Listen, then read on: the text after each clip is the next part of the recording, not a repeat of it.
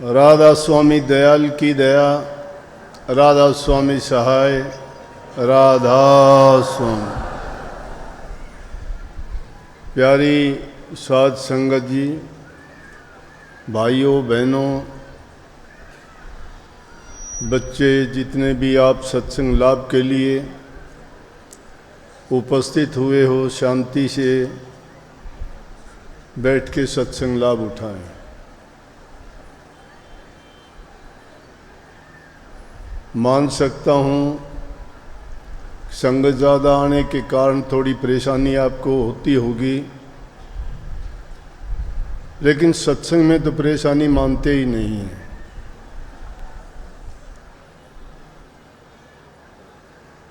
परेशानी तो और दूसरे कामों से होती है, सत्संग तो परेशानियां हटाने के लिए होता है। अभी मैं आया तो धूप सामने से थी, कुछ बहनें पसीने में तरबतर, लेकिन धूप में भी मस्ती में बैठी हंस रही हैं। प्रसाद बनाते वक्त जाके देखा तो वहाँ कितने हंसते हुए रोटियां बना रही थी, नीचे आग जल रही थी, पसीना ऊपर से इतनी गर्मी। आदमी 2 मिनट के लिए जहाँ खड़ा नहीं हो सकता, उन्होंने उस इतनी तपती अग्नि के सामने प्रसाद तैयार किया। कहाँ तकलीफ मानते हैं? तो ये तो एक खुशी की बात है। फिर सत्संगी आदमी हो, आपको सिखाया जाता है कि हम आपस में प्यार से मिल के एक दूसरे के दुख दर्द तकलीफ को बांटना सीखें। जैसे एक बार सर्दी का मौसम था, नेक इंसान नेक काम के लिए खुद तकलीफ उठा लेगा, लेकिन दूसरे को सुख पहुंचाने का प्रयास करेगा।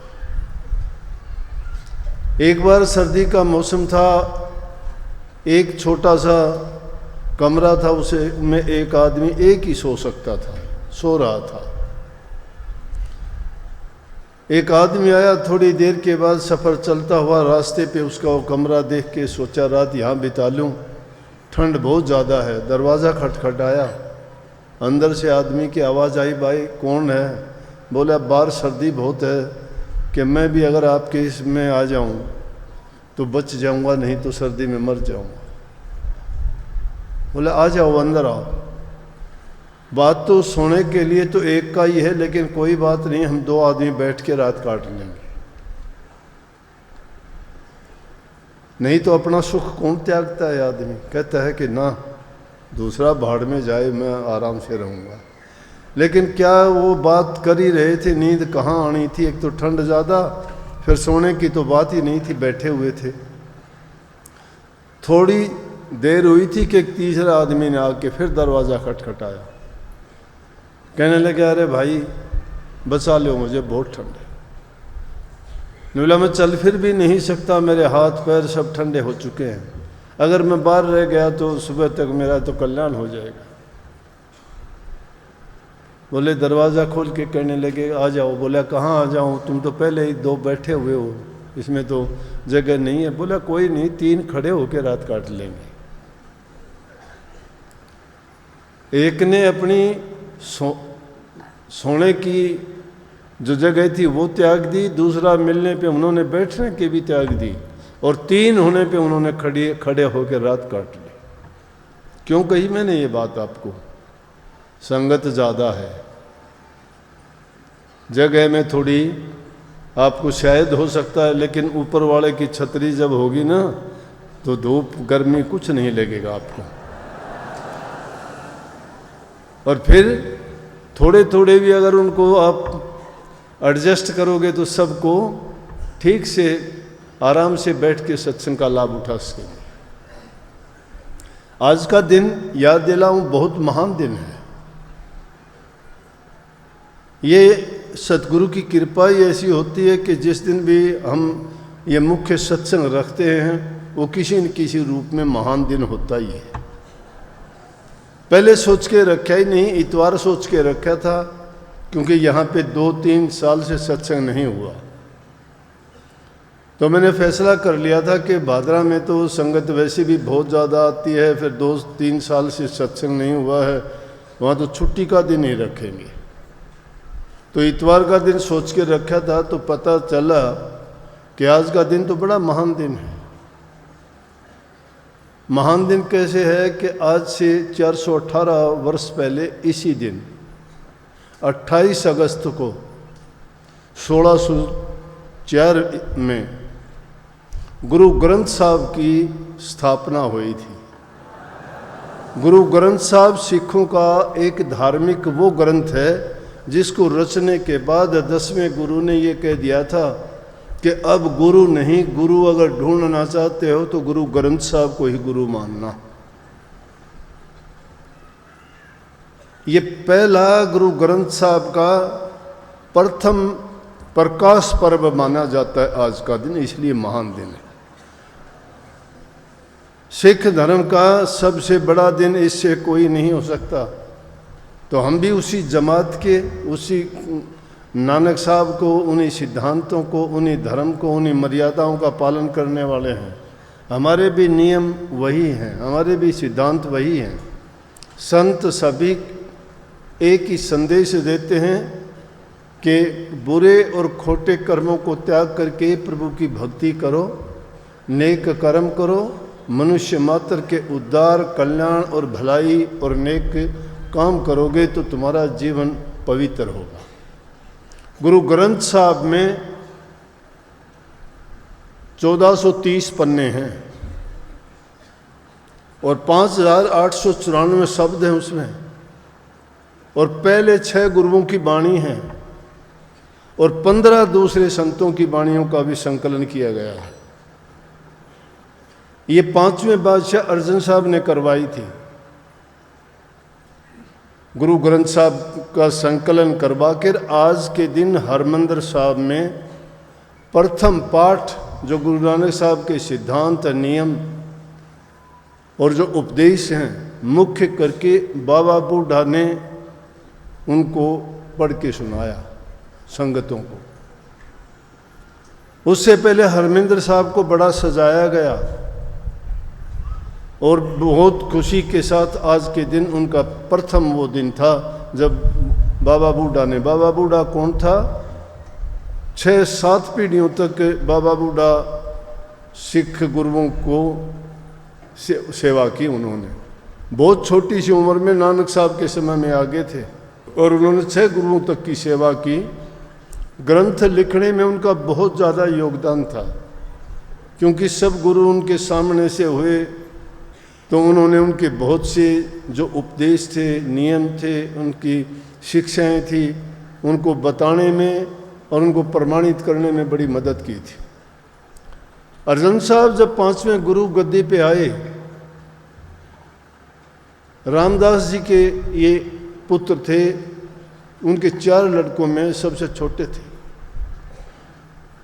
बड़े बुद्धिमान, बड़े धैर्यवान, बड़े शील स्वभाव के और बहुत ही इतने नेक महापुरुष थे कि बचपन से ही ये गुण इनमें पहले से झलकते थे।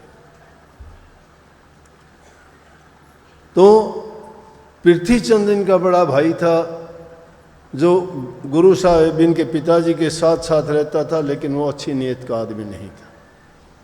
और उन्होंने क्या किया था कि ग्रंथ साहब को अपनी वाणियों को, अपनी वाणी उनमें जोड़नी शुरू कर दी थी। जब अर्जन साहब ने ये देखा कि ये तो महापुरुषों की वाणी के साथ अन्याय करते हैं, दूसरी वाणियों को उनमें मिला के मिलोनी करके गलत करते हैं जो इस ग्रंथ साहब में मिलाने लायक नहीं है, या संतों की वाणी के बराबर उनको लगाना उचित नहीं है, तो उन्होंने उन जो मुख्य रूप से इनके सिद्धांत और नियम थे और जो मूल कापी तीसरे गुरु अमरदास जी के पुत्र के पास थी,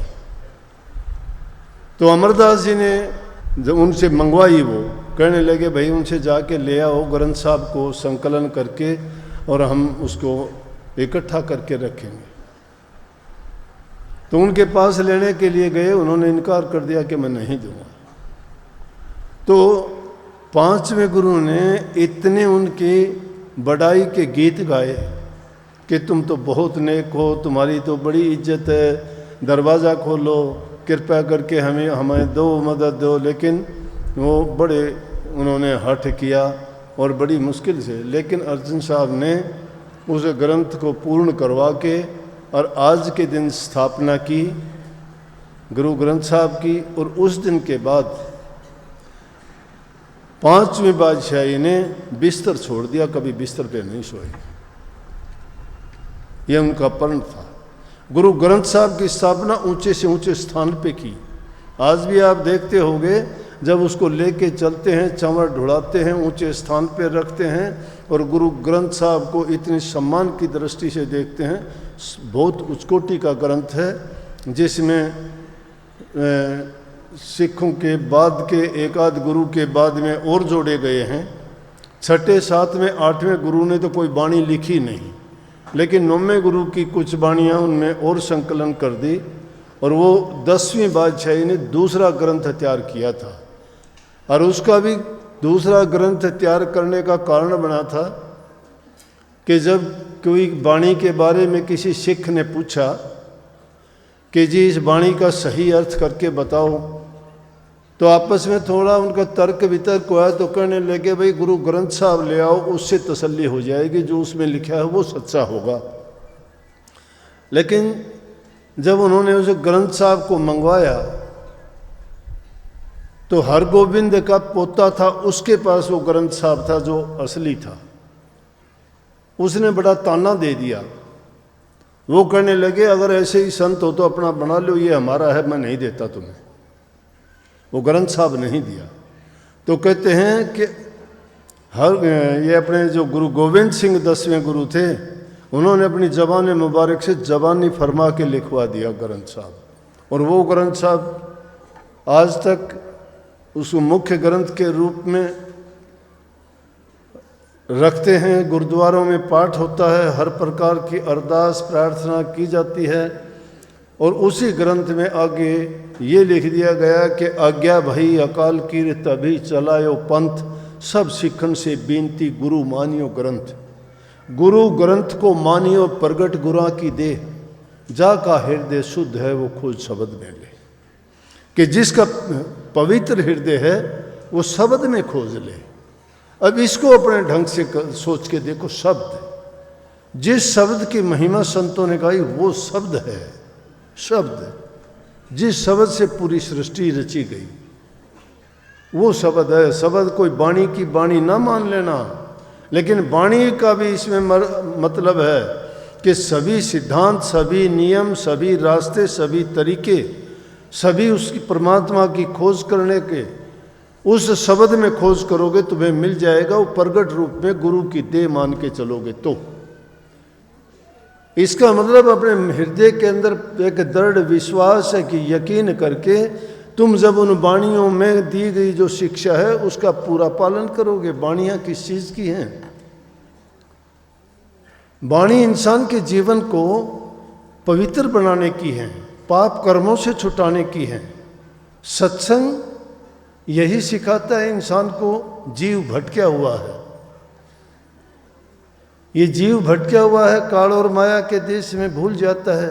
कितना भी इसको समझाया जाता है कि ऐसे कर्म ना करना कि जिसके कर्म करने के से तुम्हें नरक भोगने पड़े, पापों का बोझ उठाना पड़े, दुख सुख उठाओगे, तकलीफ़ें होंगी, कोसते फिरोगे, ज़िंदगी बर्बाद हो जाएगी। ये मेरे साथ क्यों हुआ, ऐसा नहीं होना चाहिए था। ऐसी विचार कर करके अपने आप को कहोगे, कभी दूसरे को दोष दोगे, कभी भाग्य का नाम लोगे, लेकिन ये कभी नहीं सोचोगे कि ये मेरे कर्म का ही फल है, मैंने कर्म किया होगा। कर्म से बच नहीं सकता इंसान। जो कर्म करता है कर्म तो उसको भोगना ही पड़ता है। अब इस कर्म के सिद्धांत को जो इंसान समझ जाता है वो बुराई को तज देगा और नेक रास्ते पे चल के, जब नेक रास्ते पे ही चलेगा तो प्रभु की भक्ति करना उसके लिए कठिन नहीं है। ये कोई पाखंड पूजा नहीं है। लोगों ने दुकान खोल ली धर्म की, नाम ले लो, नाम ले लो। क्या नाम ले लो? नाम लेके बहुत बैठे हैं, नाम लेने वालों का कल्याण हो गया क्या? नाम है क्या चीज? नाम वो नेक नियति है जिसके कारण इंसान कोई किसी का बुरा कर्म ना करे, कोई पाप ना करे, किसी को दुख ना दे, चोरी ना करे, छल कपट ना करे, बेईमानी ना करे, भ्रष्टाचारी ना हो, अपनी हक हलाल की ईमानदारी की कमाई करके खाए। उसका जीवन पवित्र होगा, पवित्र जीवन होगा, उसका पवित्र मन होगा, पवित्र मन होगा, वो पवित्र काम करेगा। जिसके कर्म पवित्र नहीं है, कर्म नाम किसका है? तुम कर्म और किसी चीज, कर्म नाम काम का है। जो काम करते हो पवित्र काम करो। पवित्र काम नहीं करता है उस इंसान को परिणाम कभी अच्छा नहीं मिलता। आप तो देख लो, कभी भी करके देख लो, जिसने भी बुरे किए हैं उसको नतीजा हाथ ही हाथ मिलता है। अगर किसी गरीब को दुख दोगे वो नहीं बोलेगा बेचारा गरीब है, दुर्बल है, शक्ति नहीं है। हर प्रकार से गरीब है और तुम हर प्रकार से संपन्न हो, शक्तिशाली हो, ताकतवर हो, उसको दबाओगे। लेकिन कितने दिन दबाओगे? एक दिन ऐसा आएगा कि तुम्हारा सर्वनाश हो जाएगा। वो नहीं बोलेगा बेचारा, क्योंकि उसकी औकात नहीं है, वो आपका मुकाबला नहीं कर सकता।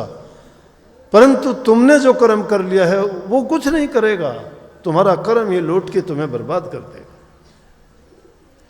इसलिए कर्म को सुधारो।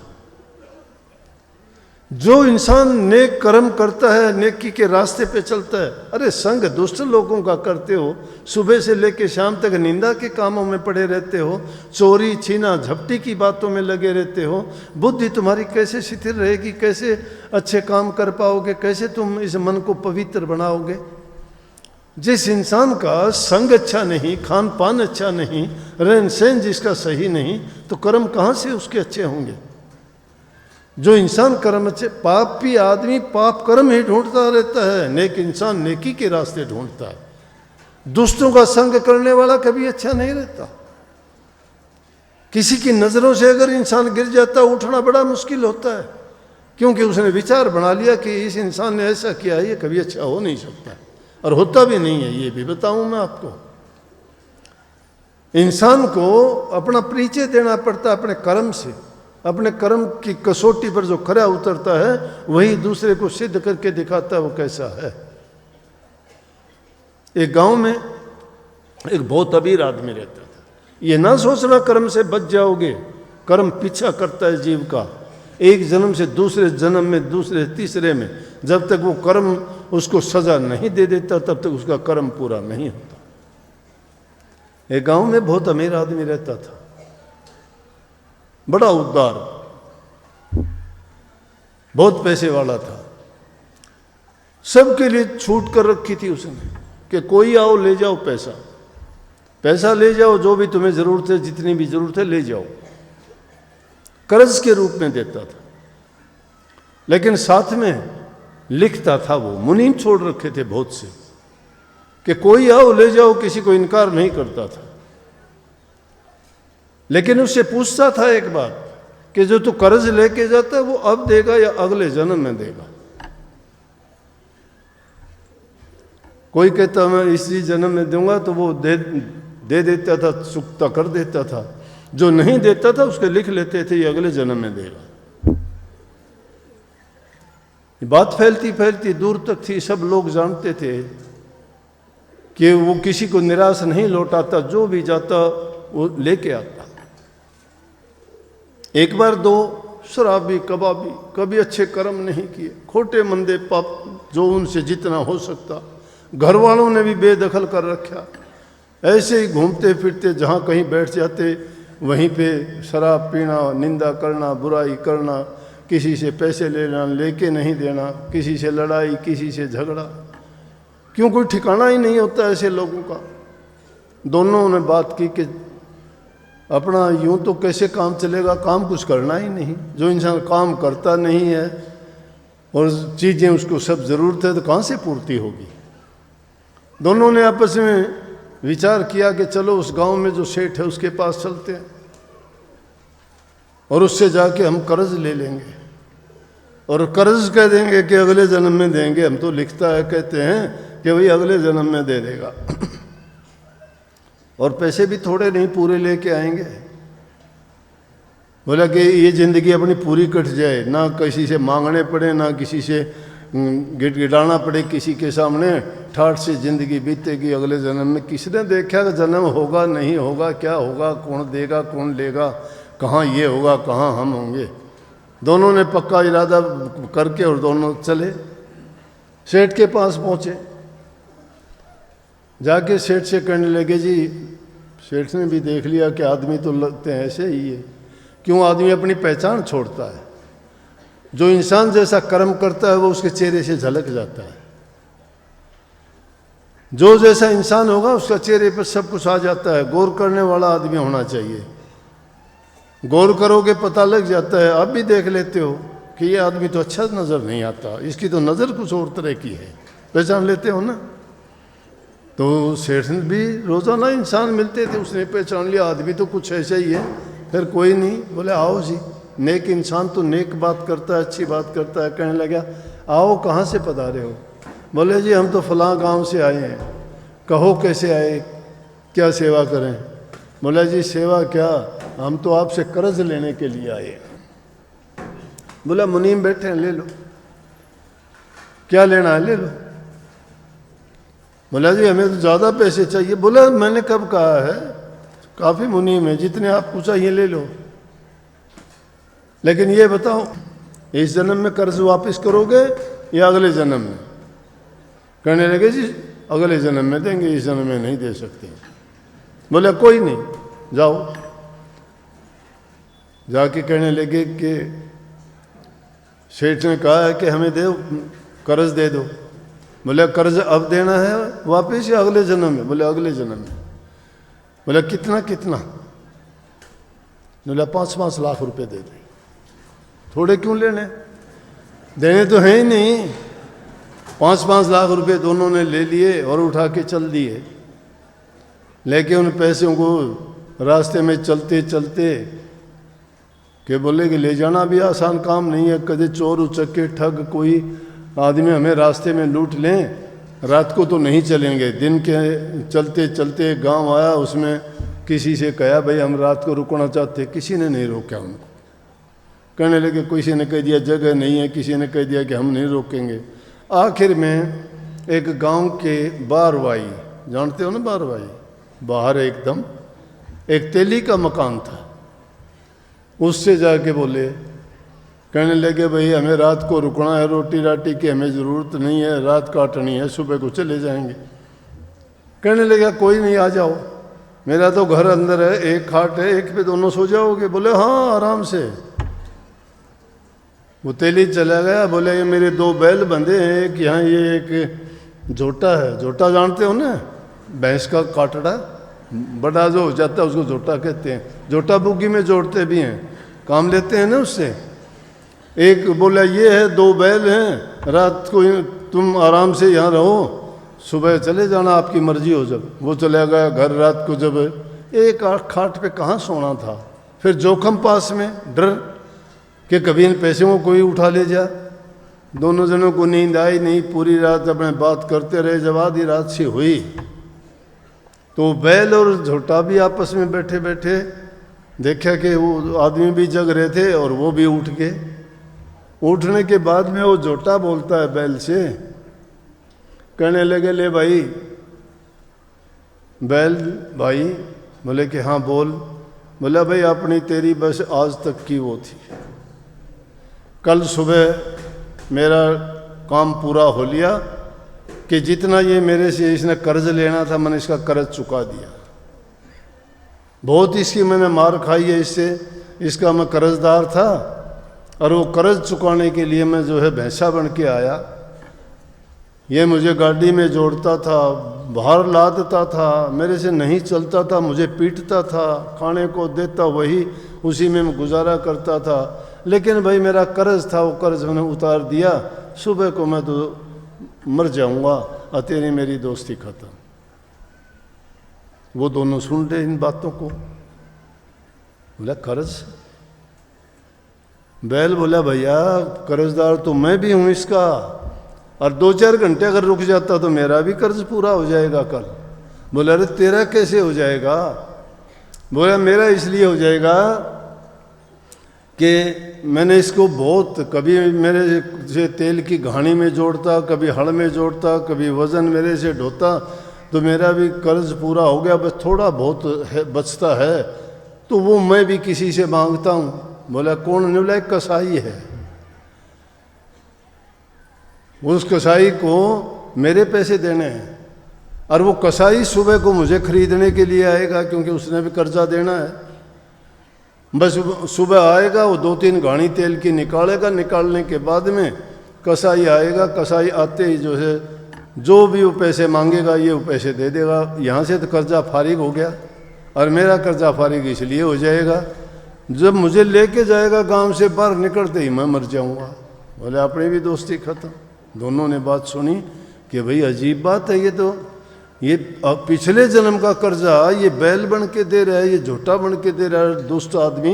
हम तो 5-5 लाख रुपए बांधे बैठे हैं, अपना क्या हाल होगा। लेकिन देखते हैं, क्या पता सुबह को अगर ये झोटा मर जाता है फिर देखेंगे, ये बैल मर जाता है फिर देखेंगे। वही हुआ, सुबह को दिन निकला, तेली आया, देखता है थोड़ी देर के बाद में झोटा गिरा, और गिरते ही धड़ाम देसी मर गया। उनको तसल्ली होगी, एकदम से रेस फेर कि ये तो मुश्किल होगी भाई, हमें भी कर्जा तो देना पड़ेगा, हम तो सोचते थे देना ही नहीं होगा, लेकिन ये तो बहुत बुरी बात होगी, क्या करें। बोले कि बैल का और देख लेते हैं, कि बैल ने भी कही थी, तेली आया, उसने 2-3 घानी निकाली। बोले अरे तुम जाने के लिए कह रहे थे? बोला जी जाना तो था, लेकिन अभी थोड़ा और देख के जाएंगे एक बात। बोले अच्छा भाई। वो 2-3 घानी निकाली, इतनी देर में एक कसाई आया, कसाई आके कहने लगा बैल बेच ले भाई ये। बोले हाँ बेच दूंगा। बोला कितने रुपए? बोला 30 रुपये। बोला ये ले 30 रुपये।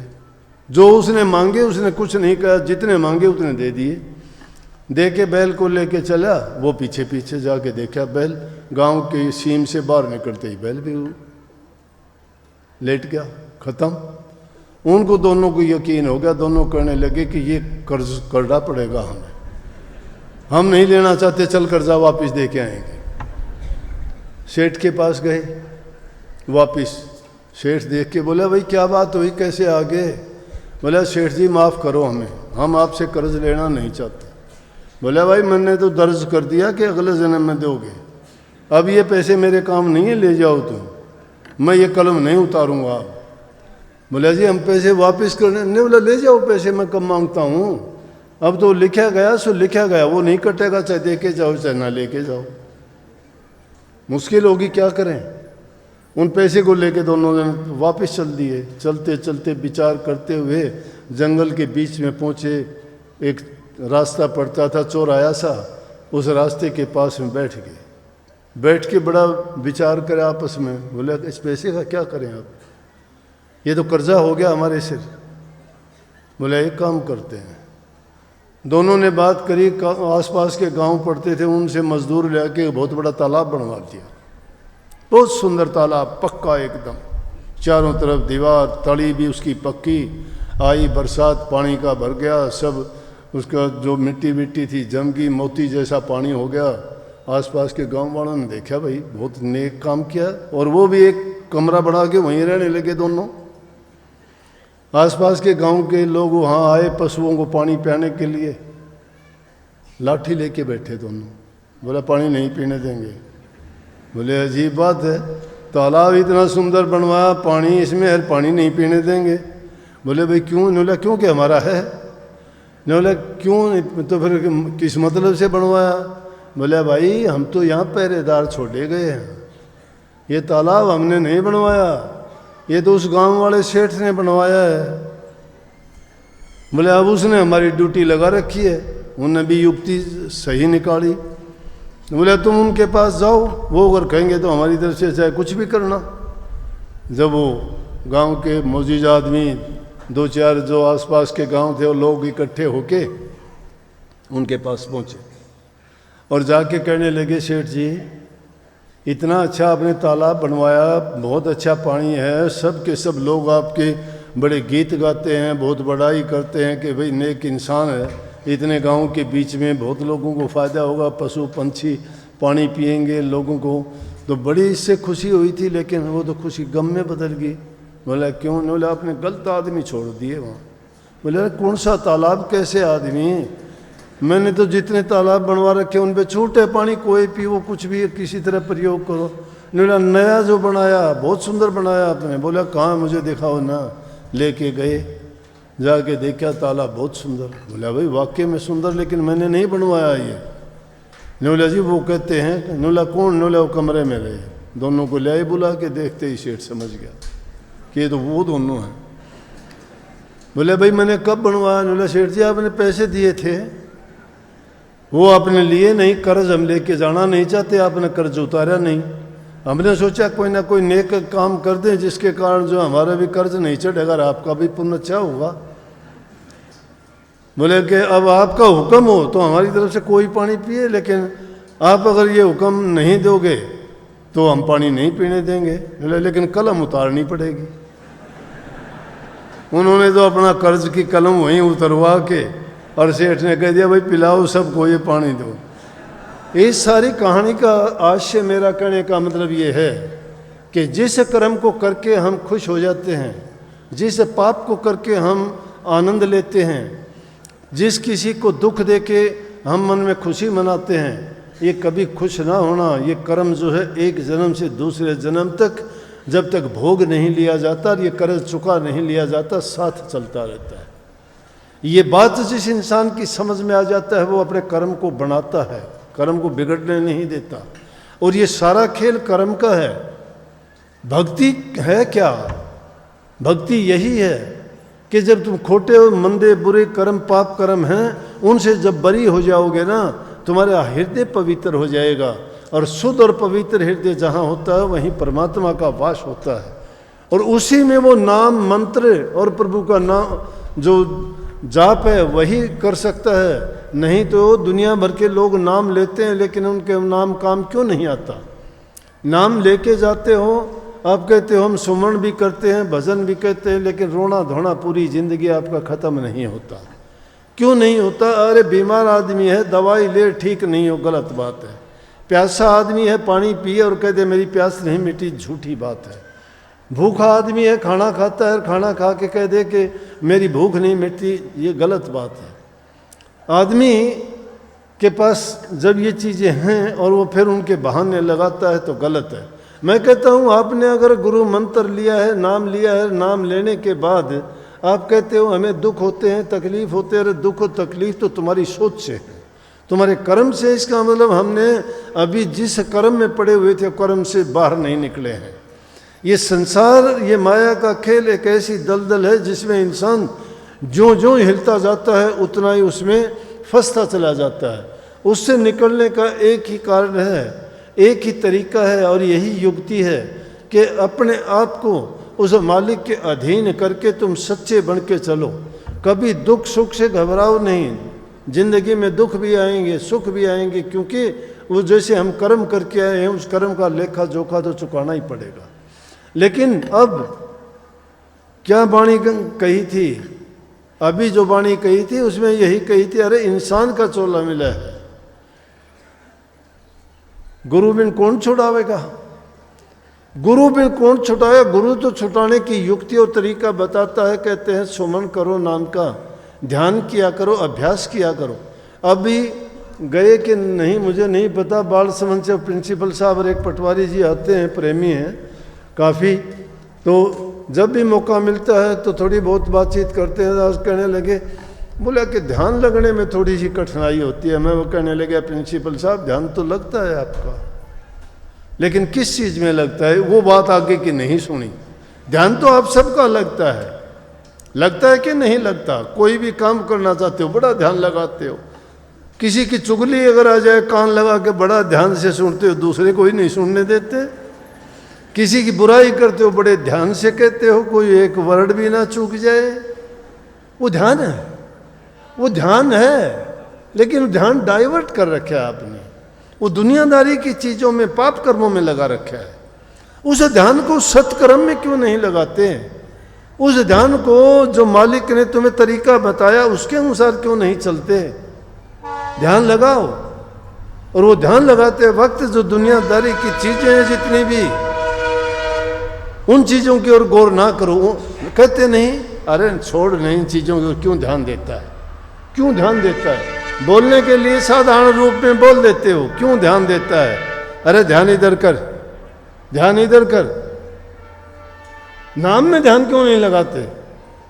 कभी ये भी कहा करो, अरे नाम में ध्यान लगा। ध्यान लगाना कोई नई बात नहीं है। किस चीज का ध्यान लगाओ?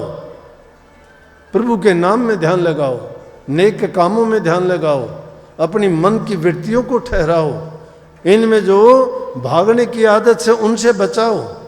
जैसे इसे वाणी में कहा ना कि जैसे कुत्ते की भांति कभी मन इधर भागता है, कभी उधर भागता है, कभी कुछ सोचता है, कभी कुछ सोचता है। इसकी सोच को डाइवर्ट कर दो, उसको बदल दो। दुनियादारी की तरफ से हटा के मालिक की तरफ क्यों नहीं जोड़ देते? साधारण शब्दों में ही बात पूरी हो जाती कि रब दा की पावना, इथों पुटना इथों लावना। परमात्मा का पाना क्या है? अरे इन चीजों की ओर से मन को हटा के प्रभु की ओर मन को जोड़ के तो देखिए। लेकिन कठिन है। कठिन क्यों है? कि जिन लोगों के बीच रहते हैं वो सब एक ही पाठ पढ़े हुए हैं, एक ही रास्ते पे जा रहे हैं, उनका बहाव दूसरी तरफ है, दुनियादारी का रास्ता है वो। और इसके विपरीत जब चलोगे तो कठिनाइयां तो आएंगी, बहुत आएंगी। इतनी परेशानियां आएंगी कि आपको भटका देंगी रास्ते से। आदमी है तो उसकी औरत भटका देगी, औरत है तो उसका आदमी भटका देगा, नहीं तो वो नहीं तो उनके परिवार के और लोग भटका देंगे, रिश्तेदार भटका देंगे, साथी भटका देंगे। कहेंगे अरे तू ये करने लग गया, वो करने लग गया। खोटे मंदे कर्म करते हो, शराब पीते हो, चोरी करते हो, कोई मना नहीं करता आपको।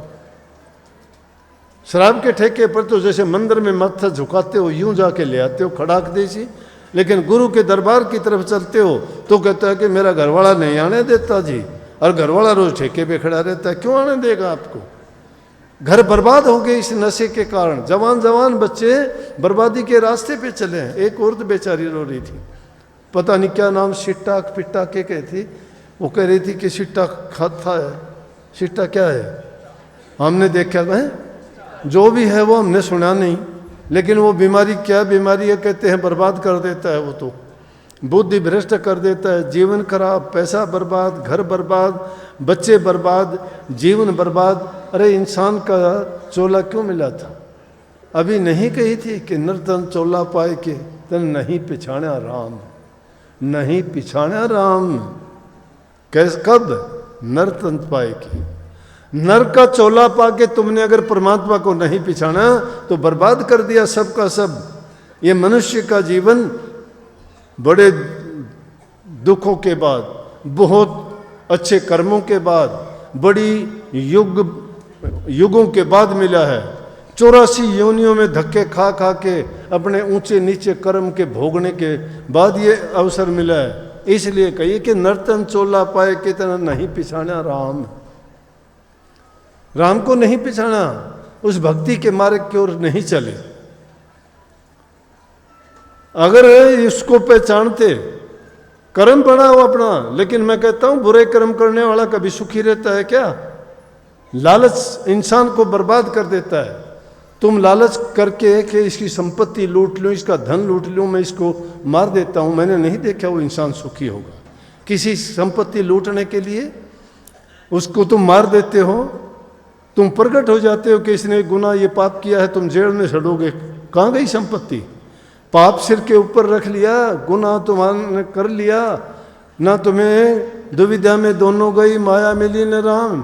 तुम्हें तो उसके बदले में खोटे कर्म भी किए, संपत्ति भी गई, जेल भी, यहाँ भी भोगोगे। और यहाँ की कानून सजा देगा वो तो देगा, आगे भी नरकों में जाके सजा भोगनी पड़ेगी। लेकिन इंसान की बुद्धि ऐसी भरमी हुई है, नहीं मानता है। महापुरुष आके समझाते हैं, भाई ये गंदे मंदे कर्म करके तुम कितने दिन जी लोगे, क्या पालोगे? आदमी थोड़े में संतोष कर ले। परमात्मा ने सब कुछ बख्शा, सुंदर शरीर दिया, इस शरीर से अच्छे काम करो, मन में अच्छे ख्याल विचार करो, हर प्रकार से संपूर्ण हो शरीर से, हाथ पांव आँख कान ज्ञान इंद्री कर्म इंद्री सब आपकी बहुत अच्छी तरह काम करती है, स्वस्थ शरीर है। इसको नर नारायणी देह कहा गया है कि नारायण का रूप है ये, और इसमें हरि वास करता है। लेकिन इसमें कचरा भर दिया हमने, गंदे कर्म करके, गंदे विचार करके, बुरे खोटे मंदे पाप करके, उन पापों को करके हमने अपनी बर्बादी, खुद की बर्बादी की है। जीवन जीने के लिए इंसान लाखों प्रकार के प्रयत्न करता है। आपको रोग बीमारी हो जाती है, दवाई लेते हो, कोई गंदगी मैला लग जाता है, इसको शरीर को साफ करते हो, इसको सजाने के लिए सुंदर वस्त्र पहनते हो, इसको हष्ट पुष्ट बनाने के लिए अच्छा पौष्टिक भोजन खाते हो, और अगर कोई गंदी मंदी चीज़ हो तो उससे कैसे बचते हो, सब चीज़ों का प्रयास करते हो, इसलिए कि जीवन हमें सुख दे, अच्छा बीते, दुख ना दे और हम लंबा जीवन जिए। लेकिन जो अपने जीवन की परवाह नहीं करता है, मौत को गले लगाते हैं, कोई नशा करके, कोई खोटे कर्म करके, कोई किसी को दुख दे के, कोई कत्ल करके। क्या है, 2 मिनट का काम है, क्या मिल जाएगा। प्रभु ने आपको जीवन दिया है, जीवन को सुखी आराम से भोगो। और परमात्मा का है, सुख दुख आते हैं तो आदमी मस्त रहो, जैसे कि संतों ने बाणी कही। नानक साहब कहते हैं कि जिसकी वस्तु तिस आगे रखे, प्रभु की आज्ञा मानने माथे, उससे चौगुण करे निहाल, नानक साहब सदा दयाल। जिसकी वस्तु तिस आगे रखे, ये सब कुछ किसकी संपत्ति? प्रभु की संपत्ति है, मालिक की है ये। जिसकी वस्तु है उसके आगे रख दो, उसको संभलाओ उसकी। जब उसको रखोगे वो तुम्हें कमी नहीं रहने देगा, उसके चौगुण करके देगा आपको। लेकिन प्रभु की आज्ञा मानने मत है। उसकी आज्ञा क्या है? उसको संत मौज कहते हैं, उसको सिख लोग हुक्म कहते हैं। हम कहते हैं कि परमात्मा की मर्जी, उसकी मर्जी, हुक्म, मौज, रजा, ये सब एक ही चीज़ के पर्यायवाची हैं कि जो मालिक की रजा में रहता है, उसकी मौज में, अगर दुख देता है स्वीकार करो कि हमारा कर्म है। परमात्मा ने किसी को दुख नहीं दिया, वो हमारे कर्म का फल है। हमने कोई ना कोई खोटा मंदा कर्म किया था जिसका फल है ये। जब खोटे मंदे कर्म आते हैं, दोष परमात्मा को देने पे उतारू हो जाते हैं, तुल जाते हैं कि मेरे साथ ये नहीं किया, या भाग्य को दोष देते हो कि मेरे कर्म में नहीं था, मेरे भाग्य में नहीं था। ठीक है, कर्म तुम्हारा था, भाग्य तुमने बनाया था, वो नसीब तुमने लिखा था, तुमने जैसे कर्म किए थे उसका फल है ये। लेकिन अब तो तुम्हें समझ लो, अब तो सोच समझ के न चाल, गलती में भैया बनी सो बनी, कोई बात नहीं, बेतगी बेती ताही बिसार दे, आगे की सुध ले। समुद्र के किनारे एक बैठा हुआ समुद्र की लहरों को गिन रहा था, मित्र आ गया, उसने हाथ लगा के कहा क्या हाल है? बोला कि छोड़ यार। बोला क्यों, क्या हो गया? गुस्से में हो गया। बोला मैं लहरों को गिन रहा था, तूने बीच में बुला दिया। बोला वो क्या, अब क्या बंद होगी? गिन ले, अब गिननी शुरू कर दे, ये तो चलती रहेंगी, रुकती नहीं है। समझ गए? तो अब भी कोई बात नहीं, अब भी जीवन हमारे हाथ में है, ये ना चिंता करके, और उसको हमें प्रयास करना चाहिए कि इस जीवन को अच्छा बनाएं, अच्छे काम करें, किसी को सुख दें, तन से सुख दो, मन से सुख दो, जबान से मीठे बोलो। और दुष्ट कम तो आदमी 1 सेकंड में कर लेता है, अच्छा करने में बड़ा टाइम लगता है, बहुत समय लग जाता है। और वो करते करते क्या पता उसमें भी कोई ना कोई दखल आ जाती है, तो उसे पूरा होने में बड़ा आदमी को कष्ट उठाना पड़ता है। लेकिन जो कष्ट नहीं उठाता है, जो मेहनत नहीं करता है, उसको कभी सुख फल प्राप्त नहीं होता। हर चीज़ के लिए क्यों कही कि कही जब तब संयम धर्म न कमाया, न जप किया, न तप किया, न संयम किया, न धर्म कमाया। ये जीवन इन चीज़ों के बिना हमने बर्बाद कर लिया। न जप किया, जप कहते हैं नाम के जाप को, ना कोई तप किया, तप कहते हैं शरीर की साधना को, ना कोई शरीर की साधना की, ना कोई मन की साधना की। जाप मन से किया जाता है, जबान से किया जाता है, हृदय से किया जाता है, वो भी नहीं किया। जब तप नहीं किया, शरीर से कोई हमने ऐसा नेक काम नहीं किया इसको बस में करने का। औरों के तो पीछे पड़े रहते हो, वो तांत्रिक है, वो तांत्रिक है, उस तंत्र विद्या जानता है। अरे तंत्र विद्या तुम्हारे पास भी है। तंत्र ये शरीर है, इससे कोई काम कर लो हो जाएगा। तंत्र विद्या है सबके पास, तुम्हारे पास। कभी ये सोचते हो कि कोई और कोई दे के जाएगा? नहीं, तन से काम करने वाला तंत्र विद्या है। साधो इसको। तो जप करने के लिए नाम का जप करो, तप करने के लिए शरीर से साधना करो। मन भागता है, भागने दो, शरीर को ना भगाओ। शरीर से करते हो खोटे मंदे कर्म करते हो तो मन करवाता है, इंद्रियों के द्वारों पे बैठ के करवाता है। मन को काबू में रखो, अपने आप तंत्र विद्या तुम्हें सिद्ध हो जाएगी। संत मत सारी सिद्धियों का मूल है, लेकिन सिद्धियां करना नहीं जानते। अगर तुम वाक की सिद्धि करना चाहते हो, जबान की सिद्धि करना चाहते हो, नाम का सुमरण किया करो। तुम जो बोलोगे अगर सिद्ध नहीं हो जाए तो मेरे पास आ जाएगा। ध्यान किया करो, दृष्टि की सिद्धि आ जाएगी। मन को स्थिर कर लोगे, संकल्प सिद्धि आ जाएगी। तीनों सिद्धि आ जाए, जो संकल्प करोगे पूरा हो जाएगा। जिस पर दृष्टि डालोगे वो काम पूरा हो जाएगा। जो जबान से कह देगा वो पूरा हो जाएगा। तो जबान किससे सिद्धि होगी? जप करने से होगी। तप करने से मन की सिद्धि, शरीर की सिद्धि होगी। और संकल्प की सिद्धि मन को पवित्र करने से होगी। तीनों चीज आ गई, सुमरण भी करना, ध्यान भी करना और भजन भी करना।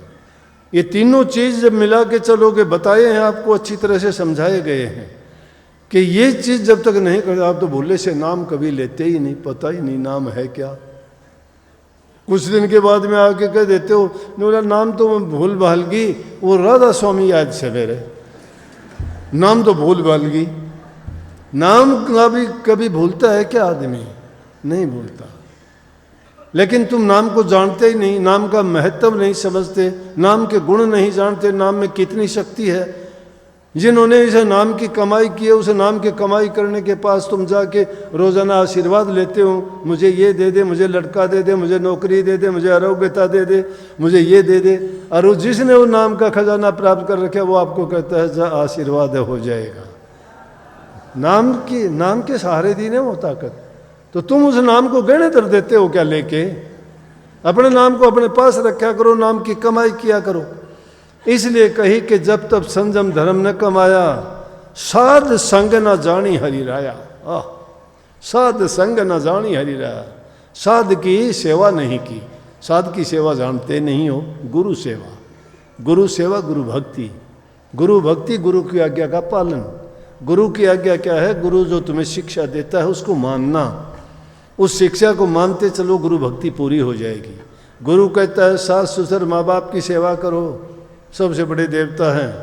किसी को दुख ना दो, जबान से मीठे बोलो, अपनी नेक कमाई करो, कमा के खाओ, किसी दूसरे की चीज़ पर दृष्टि ना रखो।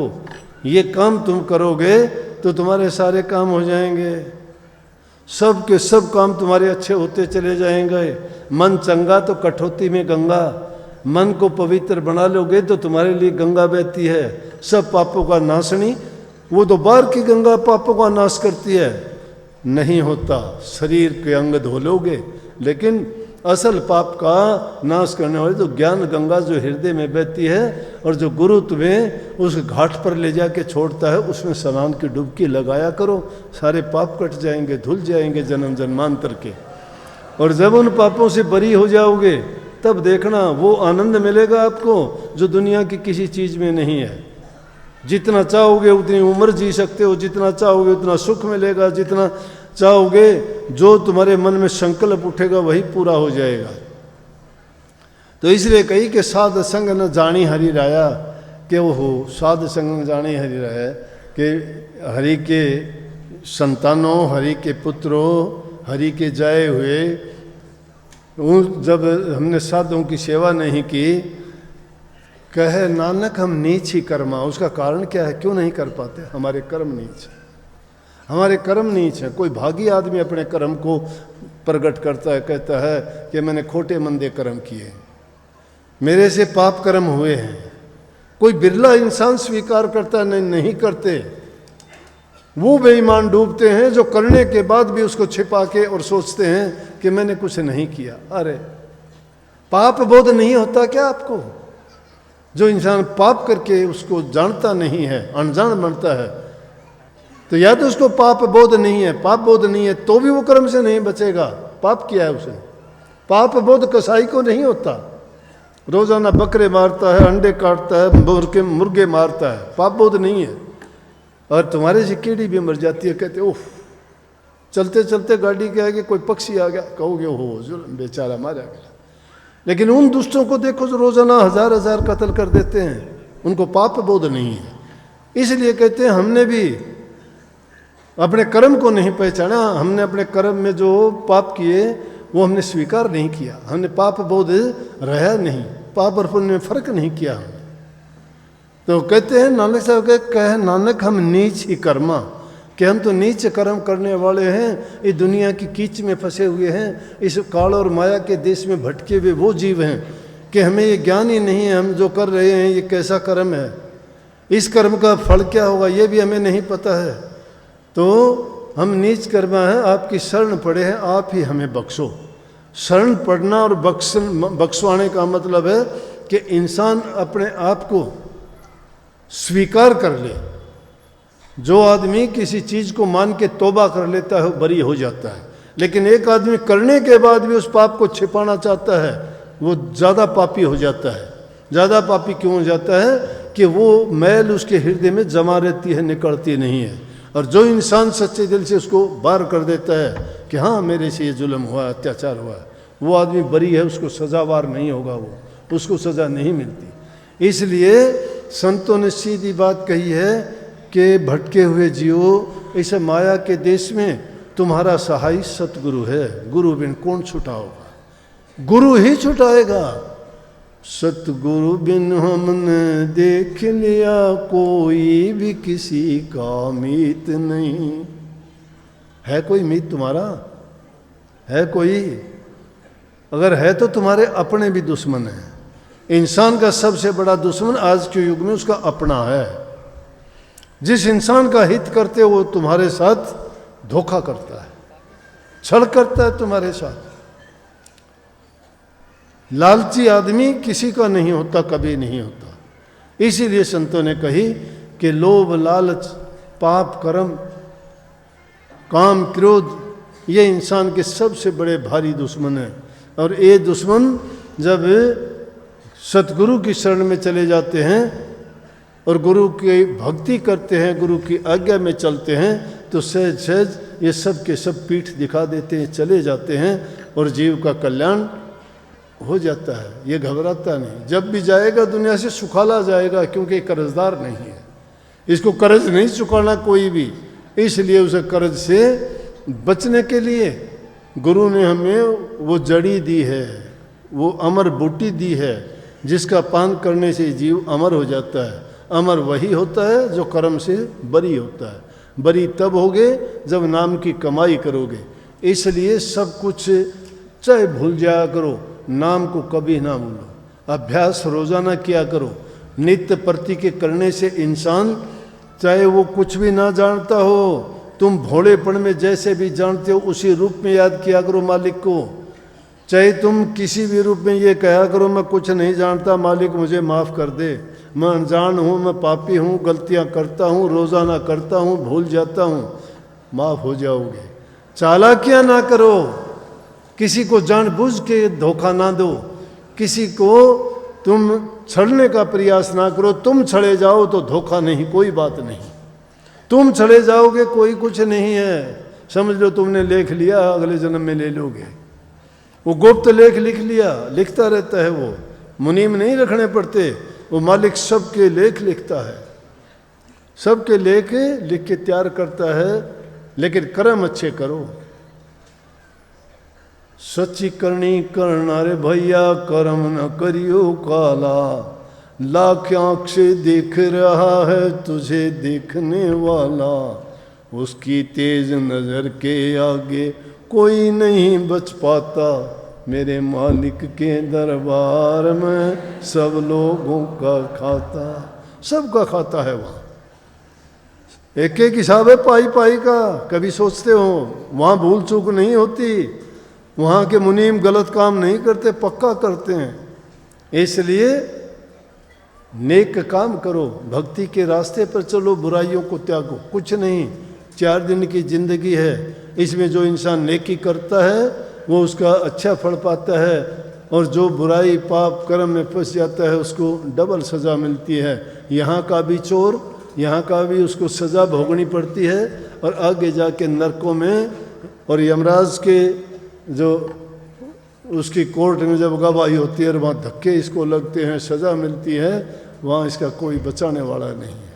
परंतु जिसके नीच कर्म हैं, नीचता नहीं छोड़ता, कितना ही समझाओ, अगर वो समझ जाता है जीवन उसका सफल हो जाता है।